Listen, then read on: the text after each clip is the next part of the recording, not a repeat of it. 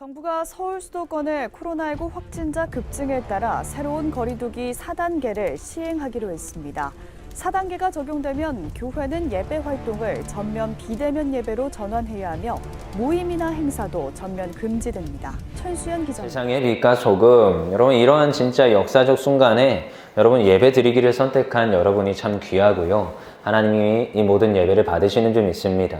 우리 특별히 너무 잘 아는 말씀이에요. 우리 그리스도인들 보고 뭐 하라고요? 너희는 빛과 소금이니 빛된 역할을 하고 소금된 역할을 감당하라는 거예요. 근데 이 지금 이러한 모든 상황 속에서 우리가 빛된 역할을 감당하고 있는지, 소금된 역할을 감당하고 있는지 여러분들 한번 돌이켜 보셔야 됩니다. 물론 이렇게 신앙생활을 열심히 잘 하고 있는 우리 여러분들도 나름 우리는 빛과 소금이다 말할 수 있을 것 같아요. 근데 참 저는 이 모든 상황 속에서 아까도 찬양도 모든 상황 속에서였는데 이런 저런 상황들 아까 잠깐 영상 봤죠? 그 모든 상황이 뭐냐? 비대면으로 드리라. 저는 착잡하고 너무 마음이 아프고 그래요. 그래서 지난주에 사실 전화를 되게 많이 돌렸어요. 아는 우리 사역자들한테. 왜냐면 다 사역을 하고 있거든요.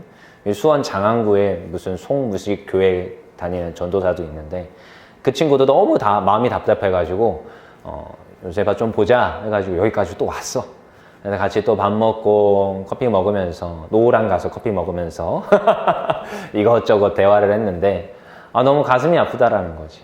우리가 07년도에 대학교에 입학하면서 그 1학년의 그 열정들이 뭐였냐면 정말 생명 바쳐서 우리가 복음 전하고 교회를 세우자. 우리 하나님께 예배 드리자. 하나님 앞에서 제자들을 세우고 정말 세계 복음화를 위해서 우리가 쓰임 받자. 그렇게 결단했던 친구들이에요.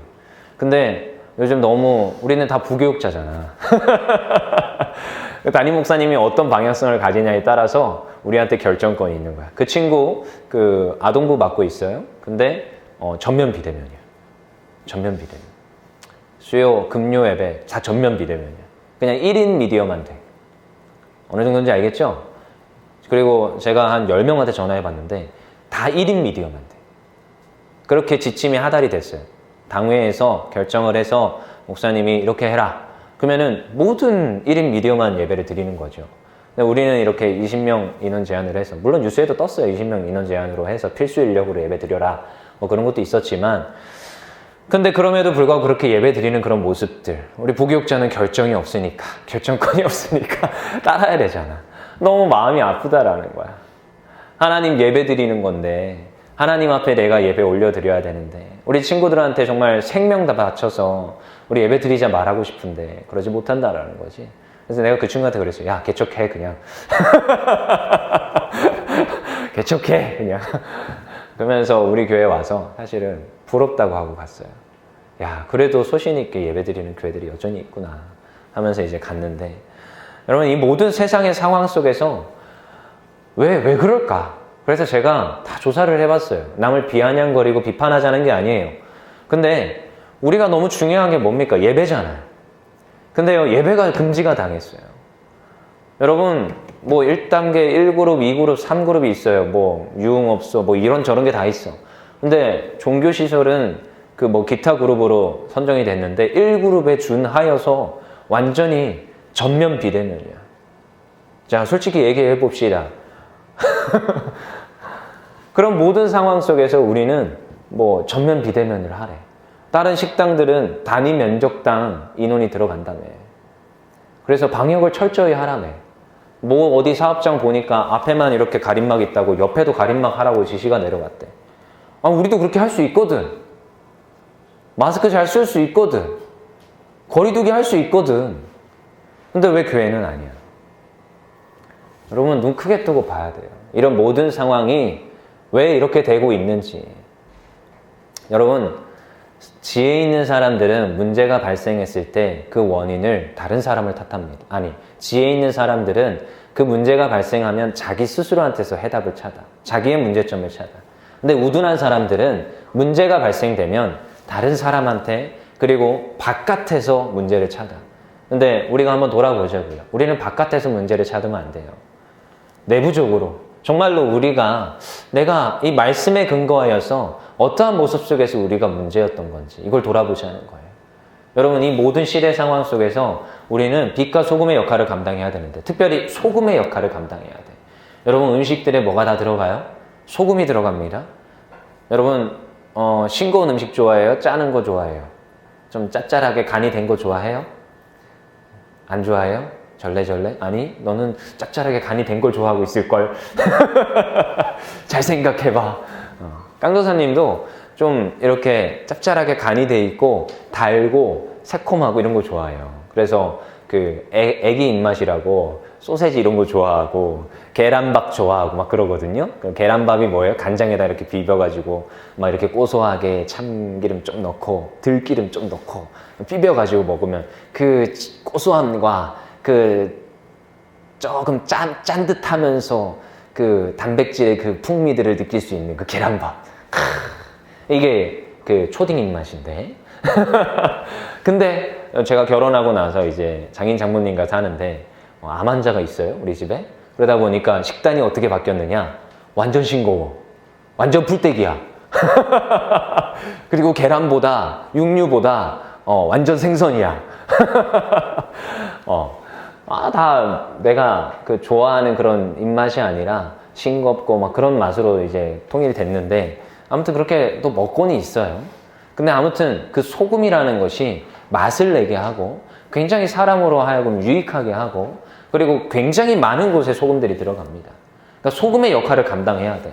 근데 소금의 역할을 감당 안 하면 어떻게 되느냐? 오늘 성경이 뭐라고 얘기합니까? 우리 13절, 5장 13절을 한번 읽어봅시다. 시작. 너희는 세상의 소금이니 소금이 만일 그 맛을 잃으면 무엇으로 짜게 하리요? 후에는 아무 쓸데가 없어 다만 밖에 버려져 사람에게 밟힐뿐이라.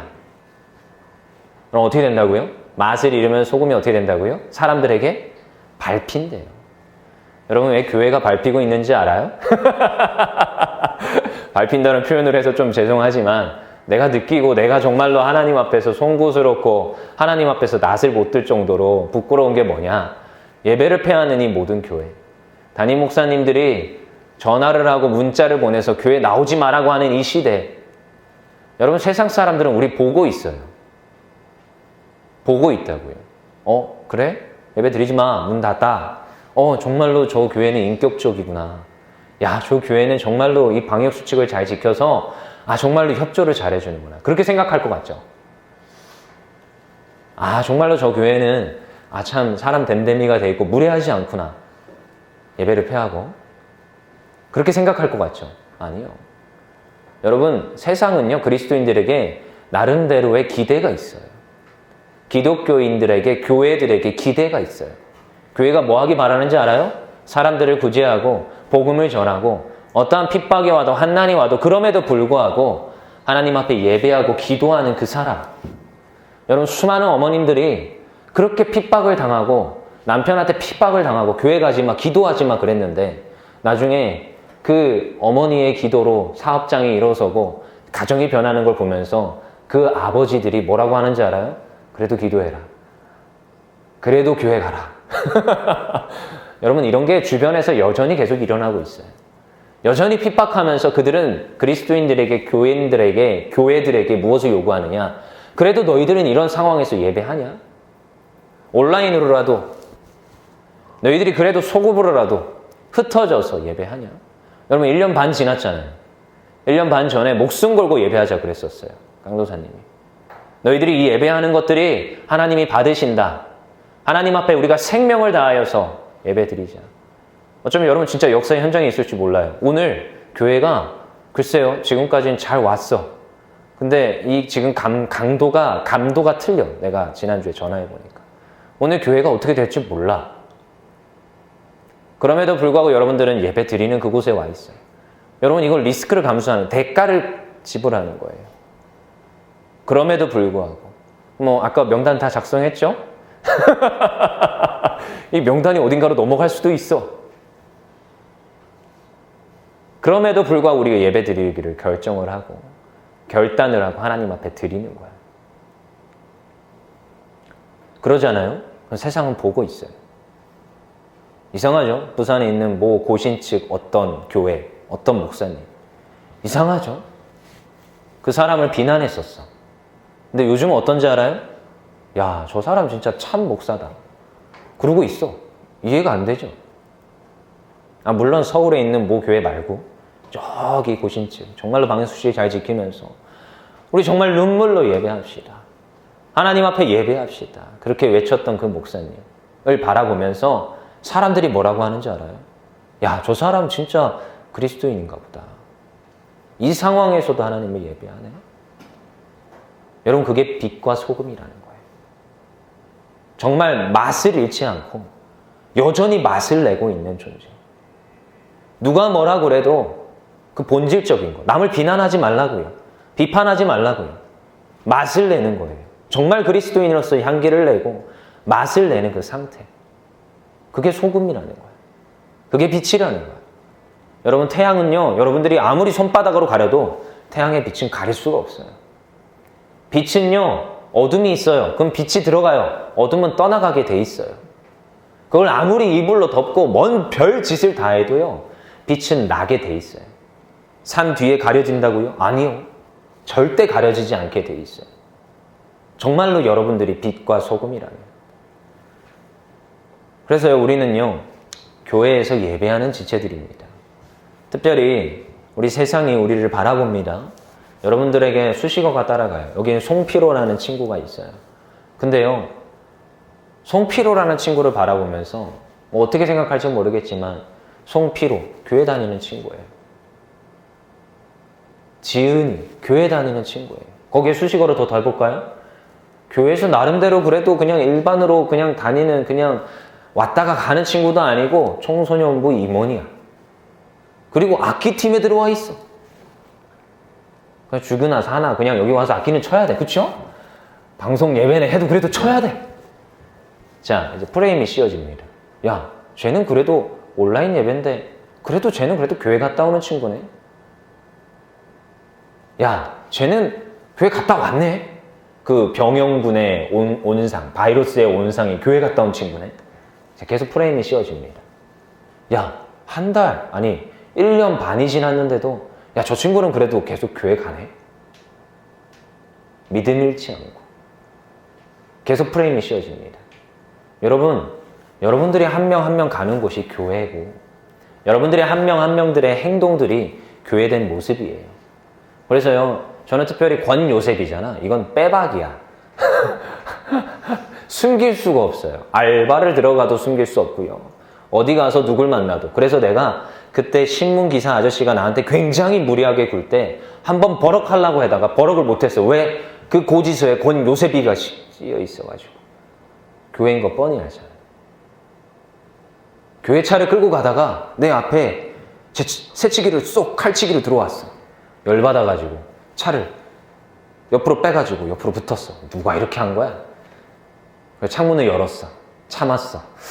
창문 열었을 때 왜 창문 열었겠어요? 샤우팅 하려고 했겠죠? 근데 가만 생각하니까 교회 차야. 율정교회 이름 붙어 있거든. 여러분, 교회라는 거예요. 이게 교회라는 거예요. 교회는요, 여러분, 교회 건물이 아닙니다. 여러분들이 가는 곳곳들이 여러분들이 교회라고 하고 있어요. 그래서 구약에서 말하는 그 성막 중심의 삶이 아니라 성전 중심의 삶이 아니라 신약에서 얘기하는 그 성전, 그 교회는요, 여러분들 개개인들을 말하고 있어요. 그래서 내 안에 누가 들어와요? 주님이 들어와서, 성령님이 들어와서 내가 전이 된다고 하고 있어요. 그래서 여러분들이 가는 곳곳에서 말하고 행동하는 건 교회야, 교회.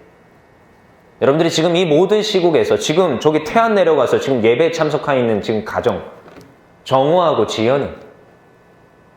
글쎄요, 주변에서 그걸 보는지 모르겠지만 그 사람의 그 행동 하나가 교회야. 그러면 한번 봅시다. 이게 교회된 공동체가 여러분들이라면 교회는 무엇을 하는 공동체입니까? 첫 번째, 예배하는 공동체입니다.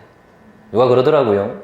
교회는 교제하고 친구들 사귀고 이렇게 뭐 동아리 활동 같이 재밌는 거 많이 하고 놀러도 가고 그런 곳이라고 착각을 해. 성가대 찬양하고 뭐 셀 모임하고 밖에 나가서 카페 같은 데서 모여서 아무튼 뭐 그런 인맥과 그런 재미들을 즐기는 것. 물론 그게 없진 않아요. 교회 안에서 교제 너무 중요합니다. 찬양, 기도 너무 중요합니다. 근데 교회는 뭐냐? 예배하는 공동체예요.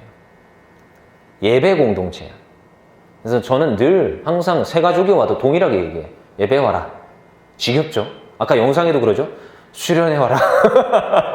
예배 와. 정말 지겨운데 옛날부터 십몇 년 제가 사역을 하면서 14년 사역했거든요. 사역하면서 동일했어요. 항상 예배 와라. 동일하죠? 예솔아 그쵸? 예배 와라. 예배 와라. 다른 거 안 해요. 예배 공동체라서 그래요. 교회는. 아무리 여러분 소그룹 잘 참석하고 뭐 별 난리를 쳐도요. 예배 빠지잖아요. 소용이 없어요. 그리고 내가 알아. 예배 빠지잖아요. 여러분 그 사람 신앙 오래 못 갑니다. 예배 속에서 부어주시는 하나님의 임재와 성령의 충만함을 경험하지 못하면서 아니요 나는 경험 잘 못하겠는데 아니요 그래도 여기 와서 졸더라도 예배 속에 하나님께서 부어주시는 은혜가 있어요. 특별히 하나님 앞에 예배하는 자들에게 하나님 부어주시는 은혜가 있어요. 그러면요 그 1시간 드림으로써 160 몇 시간을 하나님 앞에서 아니요 세상에서 살아갈 수 있는 권능과 능력이 생기는 거예요. 이때까지 수없이 예배를 없애려고 했지만 예배가 사라지지 않아. 왜? 그 1시간의 능력이 뛰어나고 너무나도 놀랍기 때문에. 그래서 그 1시간을 통해서 여러분들은 일주일을 살아가는 거예요. 그래서 예배 포기하지 말라는 거야. 그래서 어떤 친구가 어제도 저한테 연락이 왔어요. 예배를 못 오겠습니다. 그래, 뭐 그럴 수 있다. 뭐 충분히 납득할 만한, 공감할 만한 이유였으니까. 근데 난 목회자잖아요. 동일하게 얘기해줘야죠. 뭐라고 얘기해야 돼요? 그래도 예배 빠지지 않도록 노력해라. 몸부림쳐라. 이유와 핑계다 다. 아까 영상에 나오죠? 핑계일 뿐. 핑계야 핑계다. 그게 우선순위에서 밀리는 거예요. 그래서 예배에 목숨 걸어야 되는 점 있습니다. 그리고 특별히 이 예배를 어떻게 목숨 걸고 예배 드려야 되느냐? 우리는요 예배 드릴 때 하나님 앞에 정말 마음을 내어드리는 그 훈련의 자세가 필요해요. 여기에 그냥 몸만 와 있다라는 것이 아니라 내가 마음을 내어드린다. 마음. 온라인 예배 너무 중요합니다. 근데 온라인 예배 드리는 친구들 어떻게 지금 행색이 어떤지 모르겠지만 정말로 내가 얼굴 세수를 잘하고 정말로 옷을 단정하게 입고 내가 정말로 성경책을 앞에 두고 정말 내가 거룩한 마음으로 하나님 앞에 서서 예배하고 있는지 내가 강도사님 오늘 설교 말씀이라 들어야겠다. 누워있진 않은지 난 잘 확인할 길이 없어. 근데 어떻게 드려야 돼? 온라인 예배든 오프라인 예배든 마음을 드리는 거예요. 내가 하나님께 마음을 드리겠습니다. 성경에서 그래요. 뭘 드려라? 너를 드려라. 너를. 너희 자신들을 드려야 되는 거예요. 나를 드리는 거예요. 여러분 이 모든 시대적 상황 속에 비대면 해라 하는데도 내가 나를 드리는 예배 자리로 나가잖아요. 그럼 하나님께서 받으시는 거예요. 그럼 그게 뭐예요? 빛된 역할, 소금된 역할. 그걸 감당하는 거예요. 여러분 우리가 이런 세상을 바라보면서 비판하지 마세요. 저도 뉴스를 보고 뭐 이런저런 영상 매체들 그리고 친구들한테 얘기를 들어보면 야 이거 너무 불공정하다. 너무 그렇지 않냐. 왜 교회한테만 이러냐. 뭐 누굴 탓하고 누구한테 뭐 문제 제기를 하고 해봤자 뭐 달라지는 게 있습니까? 어떻게 해야 돼요? 견디셔야 돼요. 인내하시면서. 그리고 근데 어떻게 해야 돼요? 모여서 예배하기를 힘써야 돼요. 어떻게든 간에 예배하기를 힘써야 돼요. 뭐 얼마 전에 민노총에서 뭐 8,000명 모이는 집회를 했다더라고요. 근데 저는 그런 이야기를 들어보면서 참 가슴이 아픈 게 야, 우리 기독교인들 2,118만 명인데 추산 통계가. 근데 야, 그럼 민노총은 8,000명이 모이더라고. 이 시대적 상황 속에서 모이지 말라. 여의도에 모인다니까 여의도 그냥 폐쇄를 해버리니까 어디로 가냐? 종로로 가가지고 모여. 그럼 어떻게 되겠습니까? 잡혀가고 끌려가겠죠? 근데 생명 걸고 그들의 사상과 그들이 바라는 정치를 해달라고 모여서 집회를 하더라. 그게 옳다 그러다를 말하는 게 아니에요. 그들도 그들의 주장을 하기 위하여서 생명을 걸고 그 자리에 나오더라. 근데 그거 보면서 하나님 앞에 부끄러웠어요. 하나님, 우리 2,000명 넘는 기독교인들은 그래 너희 예배 드리지 말라 하니까 예배 안 드리는데 너희는 세상의 빛과 소금이라는데 빛과 소금된 역할 못하는데 그냥 우리들은 그냥 찌그러져서 집구석에 박혀있는데 야 저들은 생명 걸고 저 자리에 나오네요. 하나님 너무 죄송합니다.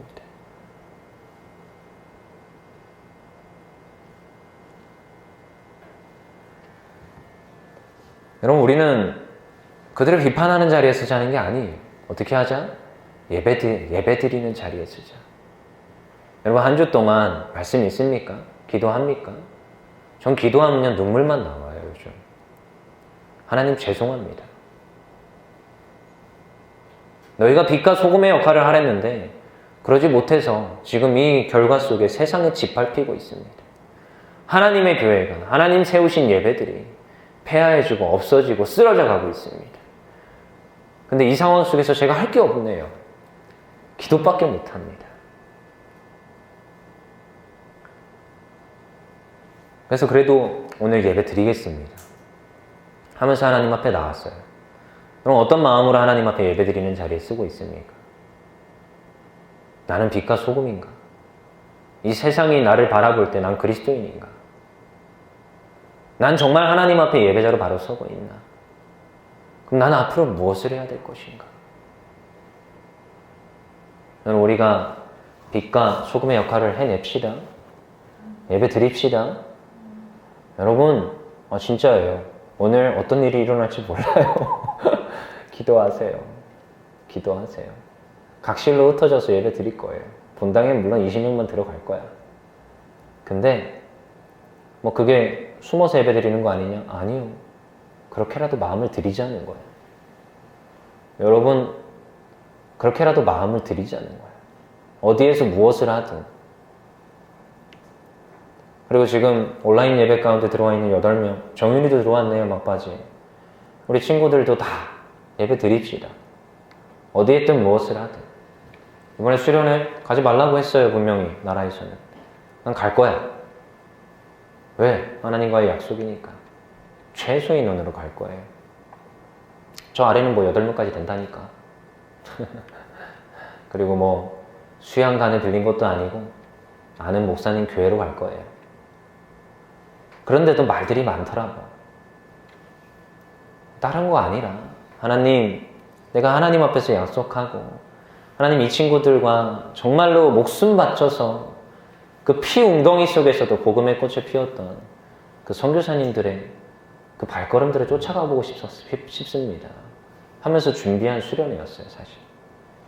근데 또 이렇게 또 되니까 또 못 간다, 가지 말라 하는데. 하나님 그래도 우리 친구들과 예배자로 바로 서기 원합니다. 훈련되기 원합니다. 그러면서 기도하고 있어요. 누가 그러더라고. 광고 왜 안 때리고 가정통신문 왜 안 보내주냐고. 못 보내. 그냥 아는 친구들 몇 명만 데리고 갈 거야. 여러분, 예배합시다. 진짜로. 이 세상이 우리한테 뭐라고 해도요. 등불은 꺼지지만 빛은 안 꺼져요. 안 사라져요. 소금은 맛을 잃는 게 아니에요. 예배합시다. 그리고 여러분들이 이제 청소년이잖아요. 시간이 지나서 어차피 여러분들 어른 될 거예요. 그때 가서 이때를 돌이켜보세요. 그때 왜 그 선생님들이, 앞선 담임 목사님이 왜 앞에 있는 깡도사가 그런 얘기를 했는지 여러분 나중에 가면 보일 거예요. 시간이 지나면. 1년 반 지나니까 조금씩 보이잖아. 근데 앞으로는 보일 거야. 그리고 그때 여러분 예배 자리를 내가 지켰습니다 하면서 하나님 앞에 간증하는 그 날이 올 줄 믿습니다. 그래서 지금 여러분 몸부림쳐야 돼요. 예배하겠습니다. 그럼에도 어떠한 일이 일어나도 예배하겠습니다. 어쩌면 교회가 문이 닫히고 여러분 가정으로 들어가서 개 예배, 가정 예배 드려야 될 순간이 올 수 있어요. 그때도 내가 예배하겠습니다. 그게 빛이고 소금이에요. 그 역할을 감당하세요. 어쩌면 다음 주에 예배 못 드릴지도 모르겠지만 예배하세요. 우리 좀 찬양합시다. 오늘 특별히 좀 찬양을 준비했어요. 나는 예배자입니다. 이게 제가 옛날에 교회에서 우리 친구들 데리고 처음으로 찬양팀을 꾸렸던 적이 있어요. 맨날 해말로 하다가 아동부에서 깡도사님이 전자드럼 사다 놓고 신디 사다 놓고 신디는 3학년짜리가 초등학교 3학년짜리가 치고 드럼도 초등학교 4학년짜리가 치고 깡도사님이 앞에서 그 기타로 찬양인도 하는데 가장 자주 불렀던 찬양이에요. 나는 예배자입니다. 예배자는요, 마음을 드리는 거고요. 마음을 드리는 거예요. 그럼 마음으로 우리 찬양해 봅시다. 나는 하나님을 예배하는 예배자입니다.